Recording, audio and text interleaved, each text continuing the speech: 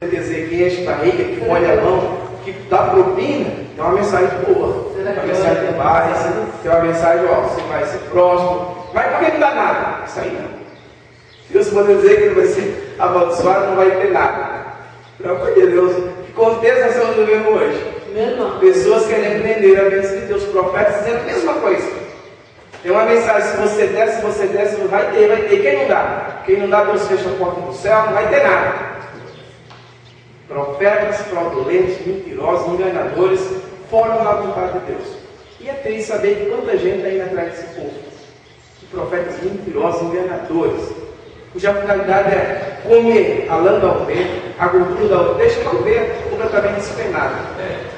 Não vem pegar essa lã, vamos usar a palavra, sem lã.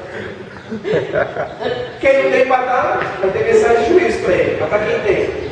Então, o profeta ele é levantado para pregar contra esse povo, contra reis, contra a sociedade corrupta, contra profetas corruptos, contra sacerdotes enganadores.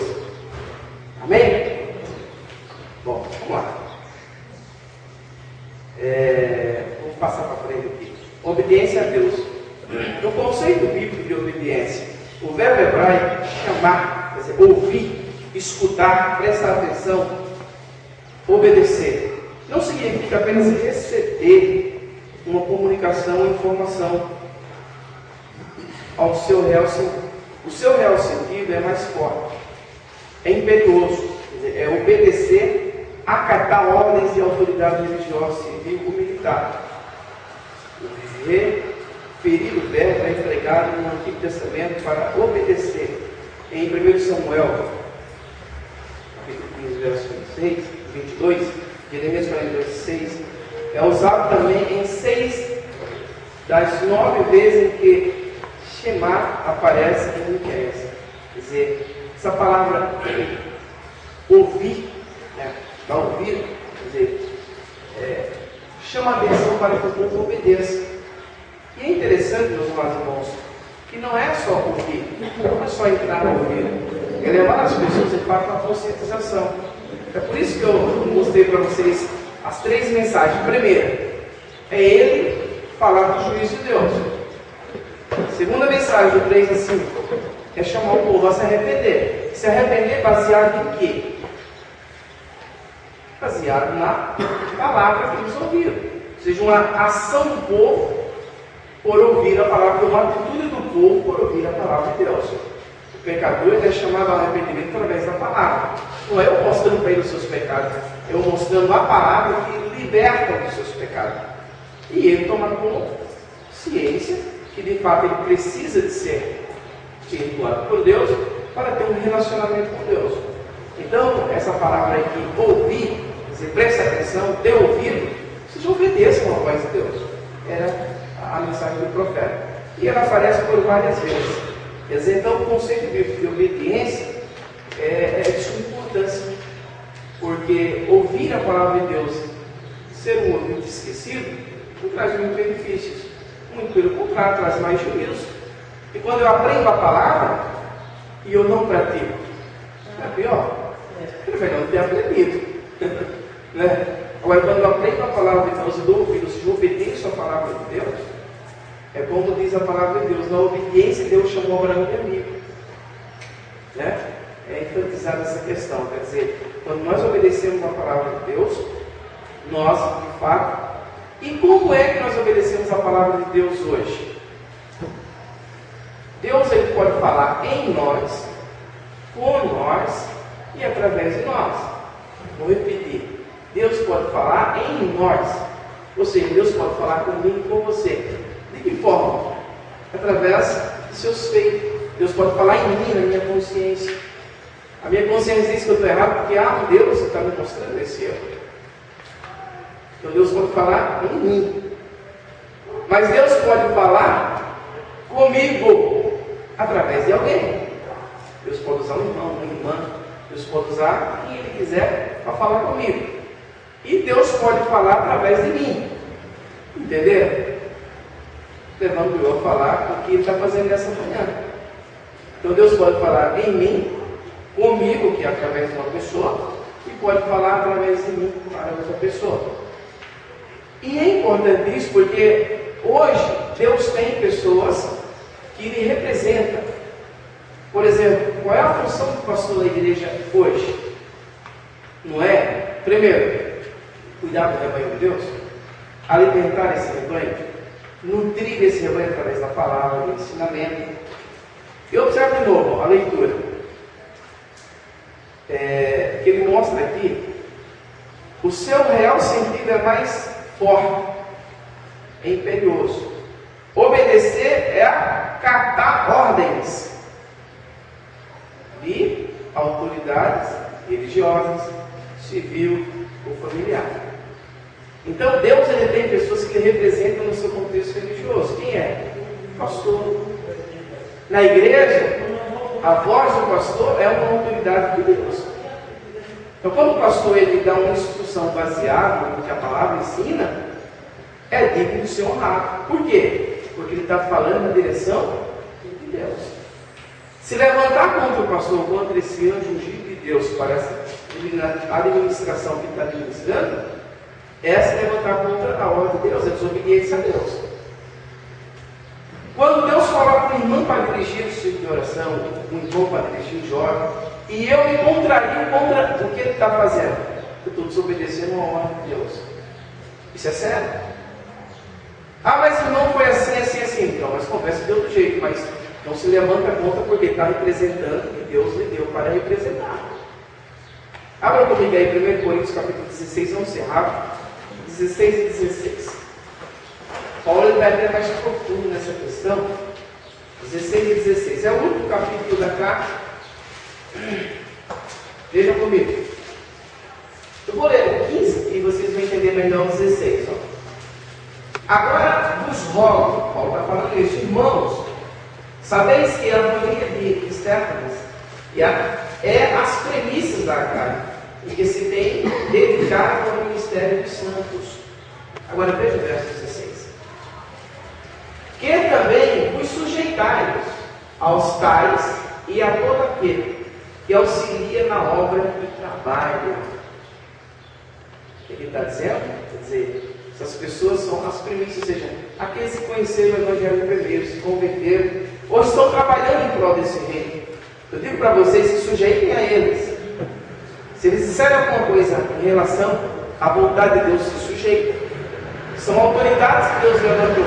Mas eu não digo só a eles, mas a todos aqueles que trabalham à forma. Se sujeitem a eles. Então Deus tem o que aqui? O pastor. É o cabeça, o administrador de todo o rebanho. Mas o pastor ele tem o quê? Designar grupos. Irmã, jovem, criança, adolescente. E em cada grupo um cabeça. Os que trabalham. Isso é sério, não é? Então a palavra como obedecer a Deus hoje através das autoridades que ele levantou. Pastores, pessoas que administram a obra do Senhor. Ah, eu não vou, é um homem como eu não vou obedecer. É uma pessoa. Não, mas são autoridades que Deus levantou. Se obedecer, Deus obedecer a voz de Deus. Está entendendo? Só se Deus falar comigo. Espera aí, Deus levantou alguém para cuidar de você, para te instruir, para te ensinar. Ele é a pessoa que deve ser respeitada. Amém? Vamos prosseguir lá atrás de novo? Posso dar uma testemunha? Sim. Quando a gente trabalha no campo, para mim era uma terça-feira. E a gente ficou meio chateado com a atitude do anfitrião. Aí o pastor convidou o irmão para pregar. E Deus não levou esse irmão lá nesse dia. Ele estava lá, o pastor para mim. E o pastor não tem nada para falar, Senhor do céu. Olha, quem não está indo nesse trabalho está perdendo a oportunidade de ver o anjo da igreja ser usado. Que Deus usou o pastor, sabe, dentro da palavra. Um homem que não tem a teologia que muitos têm, mas que ele tem o Espírito Santo de Deus falando numa correção. Que coisa linda, como ele entrou dentro da correção. O ser humano é complicado de tal forma que precisou Jesus nascer na terra para provar que nós temos condições de nos consertar.